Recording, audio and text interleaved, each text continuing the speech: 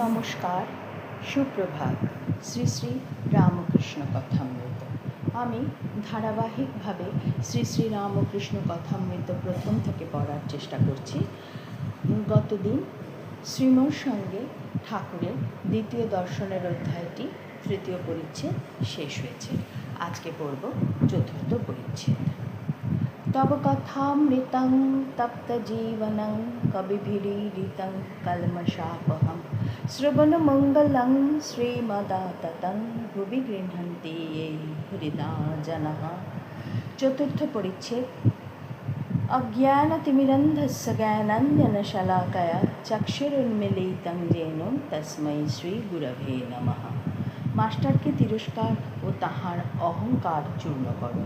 শ্রী রামকৃষ্ণ মাস্টারের প্রতি। তোমার কি বিবাহ হয়েছে? মাস্টার: আজ্ঞে হ্যাঁ। শ্রী রামকৃষ্ণ শিহরিয়া: ওরে রামলাল, যাহ, বিয়ে করে ফেলেছে। মাস্টার ঘোরতর অপরাধীর ন্যায় অবাক হইয়া অবনত মস্তকে চুপ করিয়া বসিয়া রহিলেন। ভাবিতে লাগিলেন, বিয়ে করা কি এত দোষ? ঠাকুর আবার জিজ্ঞাসা করিলেন, তোমার কি ছেলে হয়েছে? মাস্টারের বুক ঢিপ ঢিপ করিতেছে। ভয় ভয়ে বলিলেন, আজ্ঞে ছেলে হয়েছে। ঠাকুর আবার আক্ষেপ করিয়া বলিতেছেন, যাহ, ছেলে হয়ে গেছে। তিরস্কৃত হইয়া তিনি স্তব্ধ হইয়া রহিলেন। তাহার অহংকার চূর্ণ হইতে লাগিল। কিয়ৎক্ষণ পরে ঠাকুর শ্রী রামকৃষ্ণ আবার কৃপা দৃষ্টি করিয়া সস্নেহে বলিতে লাগিলেন, দেখো, তোমার লক্ষণ ভালো ছিল। আমি কপাল, চোখ এসব দেখলে বুঝতে পারি। আচ্ছা, তোমার পরিবার কেমন? বিদ্যাশক্তি না অবিদ্যাশক্তি? মাস্টার: আজ্ঞা ভালো, কিন্তু অজ্ঞান। শ্রী রামকৃষ্ণ বিরক্ত হইয়া, আর তুমি জ্ঞানী? তিনি জ্ঞান কাহাকে বলে, অজ্ঞান কাহাকে বলে এখনো জানেন না। এখনো পর্যন্ত জানিতেন যে লেখাপড়া শিখিলেও বই পড়িতে পারিলে জ্ঞান হয়, এই ভ্রম পরে দূর হইয়াছিল। তখন শুনিলেন যে ঈশ্বরকে জানার নাম জ্ঞান, ঈশ্বরকে না জানার নামই অজ্ঞান। ঠাকুর বলিলেন, তুমি কি জ্ঞানী? মাস্টারের অহংকারে আবার বিশেষ আঘাত লাগিল। শ্রী রামকৃষ্ণ: আচ্ছা, তোমার সাকারে বিশ্বাস না নিরাকারে? মাস্টার অবাক হইয়া স্বগত। সাকারে বিশ্বাস থাকলে কি নিরাকারে বিশ্বাস হয়? ঈশ্বর নিরাকার এ বিশ্বাস থাকিলে ঈশ্বর সাকার এ বিশ্বাস কি হইতে পারে? বিরুদ্ধ অবস্থা দুটোই কি সত্য হইতে পারে? সাদা জিনিস দুধ কি আবার কালো হতে পারে?